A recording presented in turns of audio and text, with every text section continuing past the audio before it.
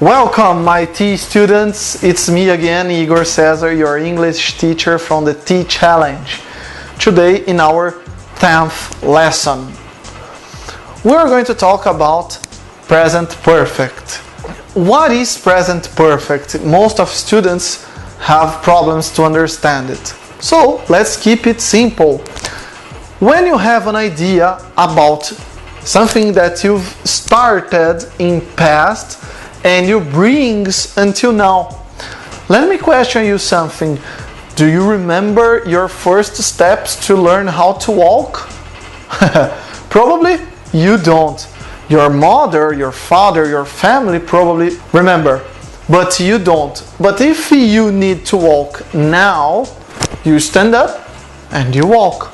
You don't remember when does it start, but you do it now. It's the same idea of present perfect. An action that started somewhere in past for so long time ago that I forgot, or is extremely new. Pay attention to this example. I've written to that magazine.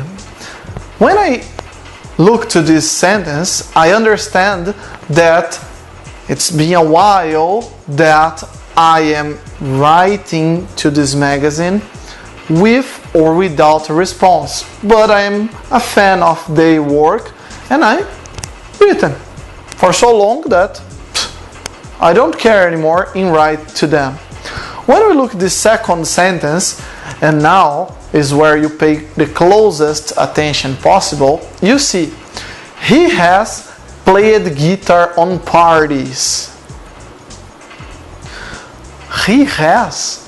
What happened here to I've written to he has played? And why is the verb in the first sentence different from the simple past on second? Well, first thing, both sentences aren't in simple past. They are in a tense called past participle. What is a participle?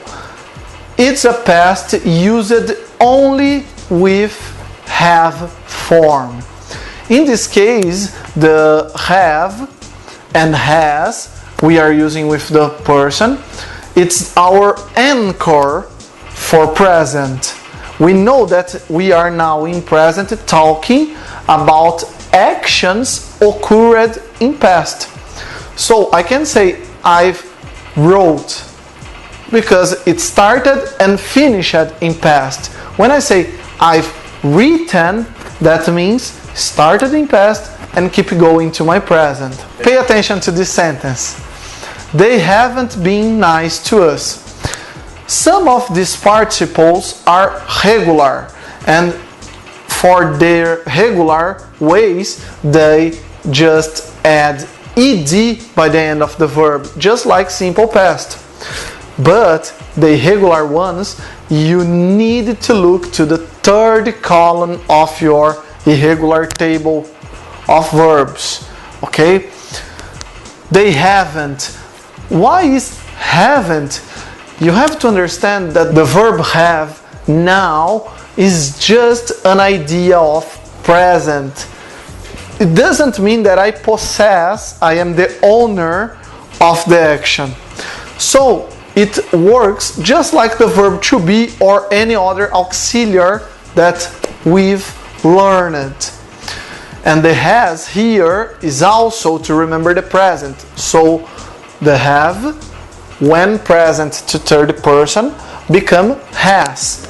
And for me to keep that in mind, the present, the simple present has, now is used to be attached to a past action. He hasn't worked hard enough means he worked hard somewhere in the past, but it's been a while that he isn't working anymore. During questions, now they have, as I said before, works just like the verb to be. So when you do a question, you change and put have before the person. have you ever eaten snails? Another new word is here, the word ever, that delimitates all your life before this moment. So, have you some part of your whole life eaten snails? Yes, I have. No, I haven't. Follows the same idea. First one in, last one out. I started my question with have. I must finish my answer with have. When we put the third person, we just change it to has.